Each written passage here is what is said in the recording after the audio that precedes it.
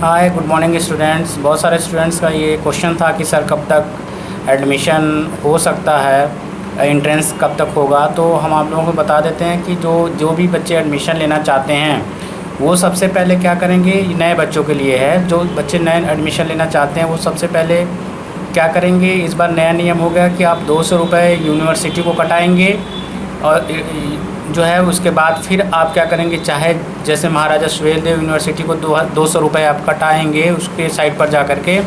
इसके बाद आप किसी भी फॉर्म को अप्लाई कर सकते हैं, चाहे जितने भी महाराजा सुहेलदेव से रिलेटेड स्कूल्स हैं, चाहे वो आपके आजमगढ़ में हो, चाहे मऊ में हो, जैसे DAV सिवली या कोई भी हो कॉलेज, चाहे प्राइवेट हो चाहे गवर्नमेंट हो, उसमें एडमिशन लेने के लिए सबसे पहले आपको 200 रुपये MSDU के साइट पर जाके कटवाना होगा। इसके बाद जा कर के आप जैसे DAV की बात करें तो सबसे पहले तो बात ये समझिए कि आप कोशिश करिए जो नए बच्चे हैं वो DAV और सिवली जैसे आप कह सकते हैं गवर्नमेंट कॉलेजेस में एडमिशन लेने की कोशिश करें, क्योंकि यहाँ पर एक्स्ट्रा पैसा नहीं लिया जाता है।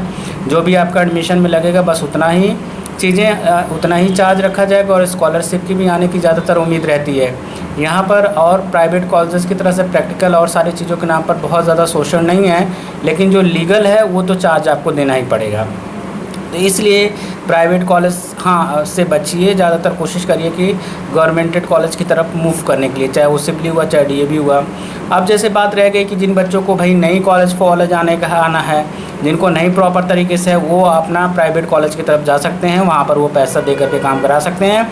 लेकिन यहाँ पर जो गवर्नमेंट कॉलेजेस हैं यहाँ पर आपको हम ये नहीं कहते कि आप पैसा दीजिए, लेकिन वहाँ पर आप अगर एब्सेंट होते हैं या कोई और भी इशू आता है तो वो वहाँ पे हैंडल हो जाता है। लेकिन गवर्नमेंट कॉलेजेस में ऐसा कुछ है नहीं। जो रूल रेगुलेशन है, प्रैक्टिकल में प्रेजेंटेशन, क्लासेस अटेंड करना, अदर जो भी सिस्टम वो लेकिन ये कि यहाँ पे एक्स्ट्रा आपका चार्जेस नहीं लगता है कि कहीं इसका लगे उसका लगे, ये सब नहीं है। लेकिन आपको प्रॉपर वे में प्रेजेंट होना पड़ेगा टाइम पे। मतलब कह सकते हैं कि यहाँ जुगाड़ वाला सब चीज़ें नहीं हैं, बाकी शोषण नहीं होता है यहाँ पर, ये चीज़ें हैं प्राइवेट की तरह से।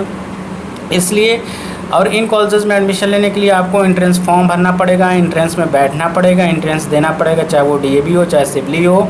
फिर इसके बाद आपकी मेरिट लिस्ट आती है, फिर जा कर के एडमिशन होता है। एडमिशन जो है वो जून के लास्ट तक जो है वो हो जाए, जुलाई तक एडमिशन हो जाता है और जून लास्ट तक लगभग आपका जो है वो एंट्रेंस जैसे 18 जून 19 जून के आसपास तक एंट्रेंस हो जाता है, एक आध हफ्ता, वही कह सकते हैं 4-5 दिन आगे पीछे।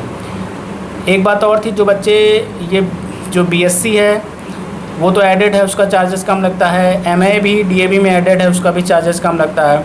लेकिन जैसे कुछ ऐसे हैं जो एडेड नहीं हैं तो सेल्फ फाइनेंस टाइप के कोर्सेज चलते हैं। जैसे MSc कोई करना चाहेगा बच्चा तो उसका 20,000 रुपये लगेगा DAV से।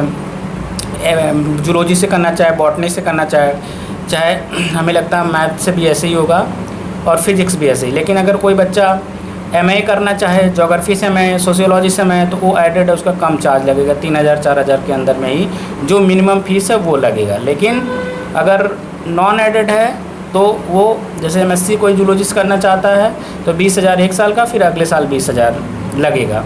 स्कॉलरशिप आने की उम्मीदें रहती हैं जो कि एडेड कॉलेजेस है। तो ये सारी इन्फॉर्मेशन थी। हाँ, यहाँ पर अगर कोई सोचेगा बच्चा कि सर MSc कैसे जूलॉजिस्ट करना है, बॉटनी से करना है, तो यहाँ पर सिस्टम है पहले आओ पहले पाओ।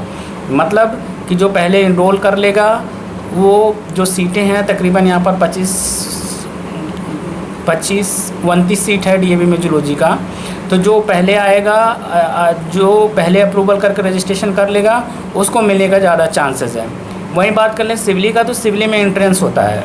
सिवली में MSc के लिए एंट्रेंस होगा। सिवली में MSc एडेड है, वहाँ पर 5,000 के आसपास लगेगा आपका, जो भी लगे 4-5 हज़ार कम लगता है। लेकिन वहाँ पे एंट्रेंस होगा और एंट्रेंस में जिसका अच्छा नंबर आएगा उसी को लिया जाता है। जबकि DAV में जो पहले अप्रूव करा लेगा, रजिस्ट्रेशन करा लेगा, उसको हम लोग रख लिया जाता है। तो ये चीज़ें थी MSc zoology, MSc botany, MSc chemistry और MSc हमको लगता है मैथ भी होगा, ठीक है। वहीं MA की बात करें तो वहाँ पर क्या है, MA में एडेड है तो वहाँ पे कम चार्जेस लगता है, तो वहाँ पर जो है वो एंट्रेंस होगा तो उस हिसाब से आपको रख लिया जाएगा। हालांकि MA में आसानी से हो जाता है, BA की तरह MSc की तरह से उतना दिक्कत नहीं होती। अब रही बात BA BSc की, तो BA BSc में भाई एंट्रेंस होता है और एंट्रेंस में जिसका जिस हिसाब से लिस्ट में नाम आएगा उस हिसाब से उसको एडमिशन होगा। हाँ, लेकिन अगर आप एंट्रेंस देना ज़रूरी है, अगर एंट्रेंस नहीं दिए रहेंगे तो एडमिशन नहीं हो सकता है। एंट्रेंस दिए हैं, मेरिट लिस्ट में नहीं आया, फिर भी अगर सीटें खाली होंगी तो एडमिशन हो सकता है। चौथी बात ये भी थी कि आप लीगल वे में चलिए, किसी नेता के या किसी हलाल दलाल के चमची चुमचा के चक्कर में मत आइए। वो आपसे पैसा भी ले लेता है, बाद में आपका एडमिशन भी नहीं होता है, आप इधर उधर परेशान होते हैं। तो इन सब की चीज़ों को ध्यान रखिएगा। ये कुछ नोटिस थी जो हम आपके लिए सोचे कि भेज दें, बहुत बच्चे परेशान थे। और अदर कोई भी बात पूछनी होगी तो आप कमेंट बॉक्स में या जैसे भी कांटेक्ट करके पूछ सकते हैं। Thanks for listening the video. Have a nice day.